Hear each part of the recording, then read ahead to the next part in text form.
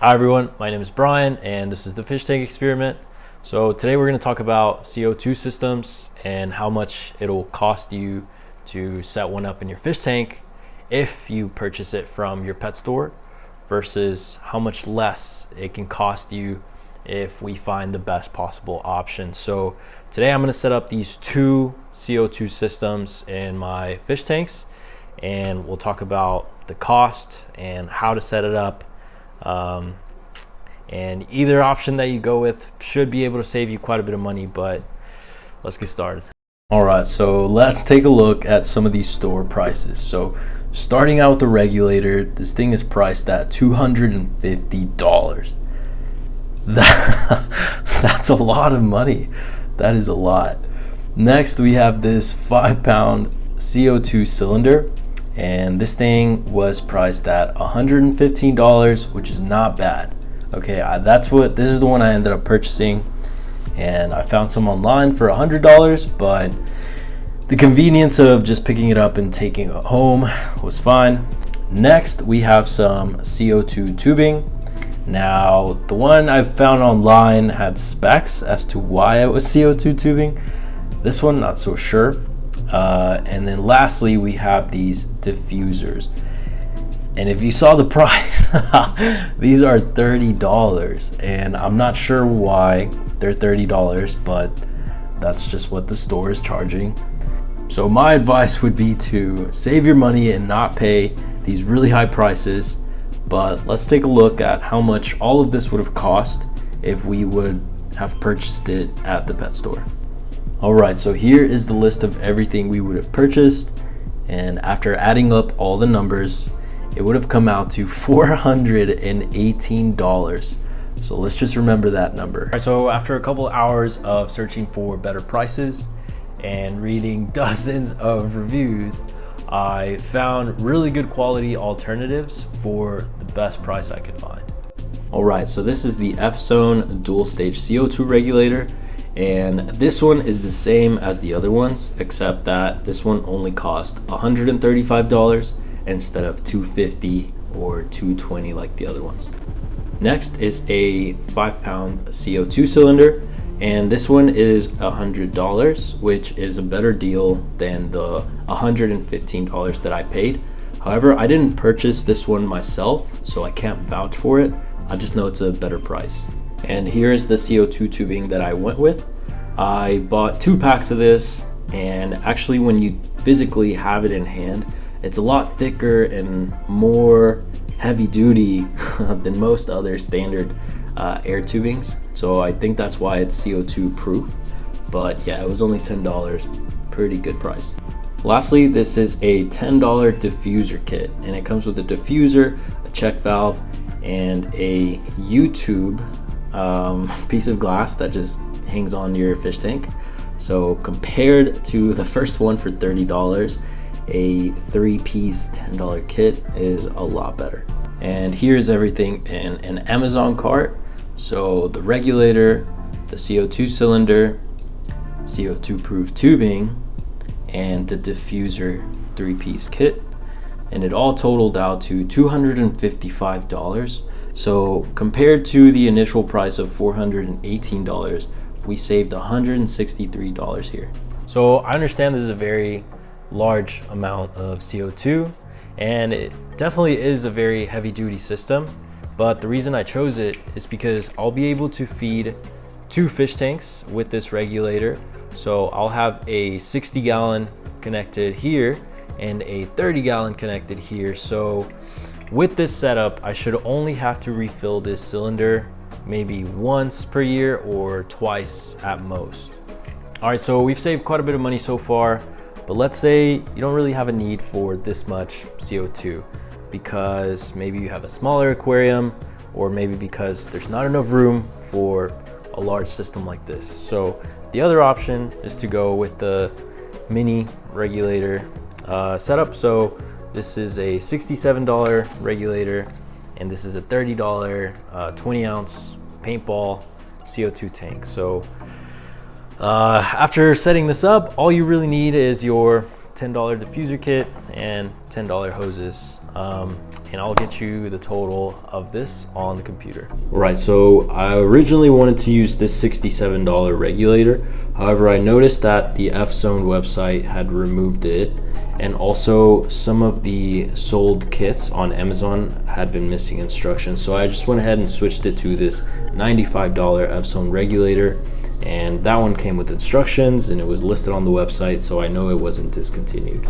Alright, so now I have this shopping cart total, and let's do some price comparison. So I paid $95 for this regulator, $30 for this CO2 paintball tank, $10 for CO2 proof tubing, and $10 for this diffuser kit. And this came out to a total of $143.79. Putting all the costs together, the pet store price would have been $324.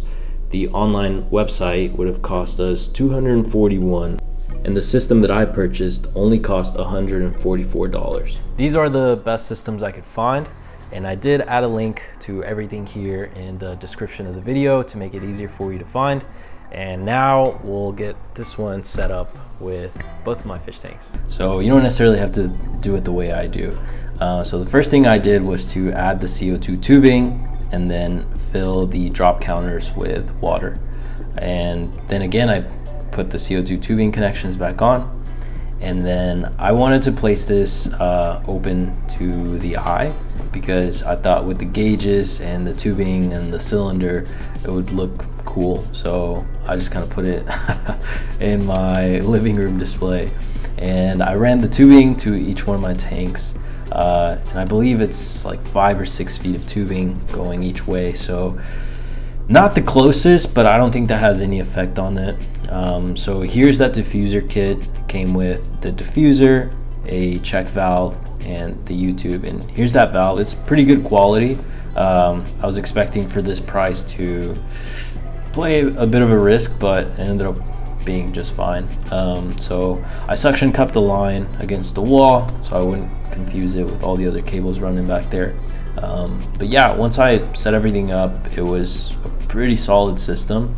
I would say that this CO2 tubing is quite thick, so the only challenge was pushing it onto the diffuser. So I would just be really careful with that, because it is a glass piece and you don't want to break it. But it was relatively simple. And here's the other setup to my shrimp aquarium. And this one, my fish tank walls were a little bit thicker near the top, so I couldn't use the U-tube piece.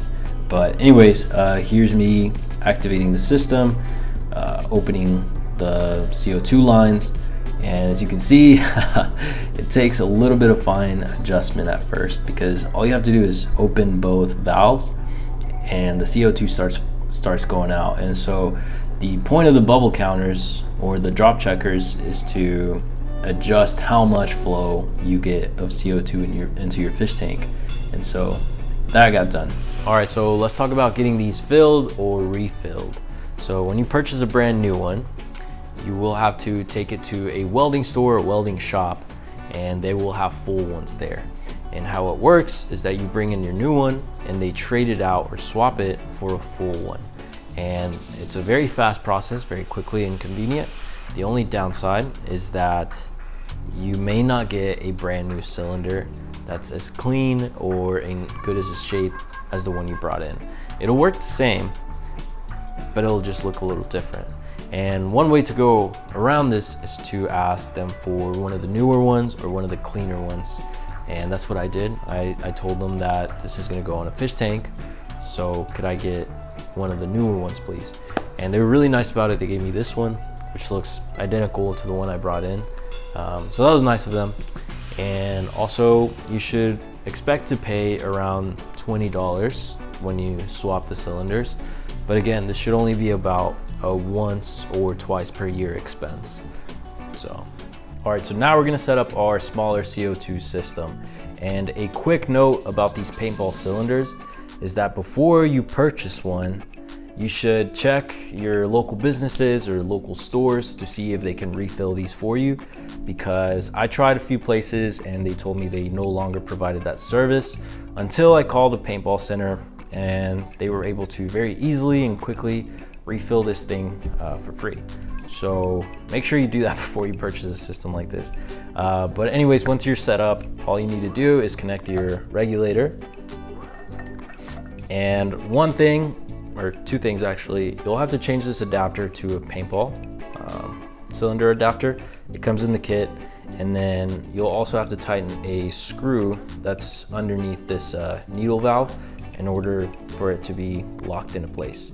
After that, all you need to do is fill this drop counter with water, attach your CO2 tubing, and then set up your diffuser.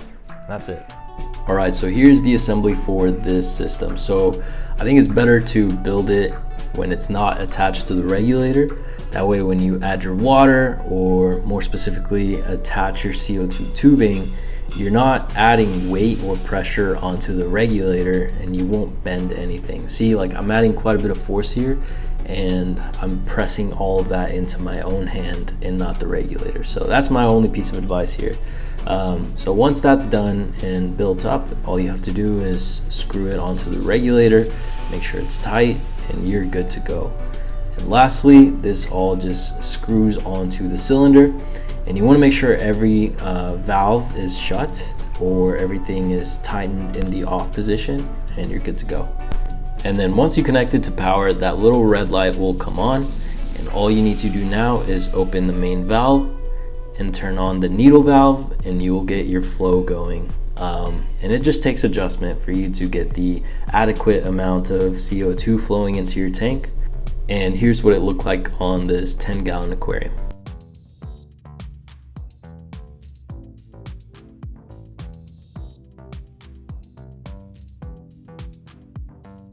Here are the results after 2 weeks. Here is the 30-gallon before CO2, and this is it after CO2. Here's another view. This is before CO2, and here is after CO2. It's a really important tool when you're using a CO2 system. This is a pH checker, and it will tell you the safe levels of CO2 in your system. All you have to do is add the solution that comes in the kit into the glass piece. And once you're finished with that, you just place the glass piece into your aquarium, and the pH solution will react to your water conditions and let you know the level of CO2 in your water. And you want to be careful with this because too much CO2 can be dangerous for your fish.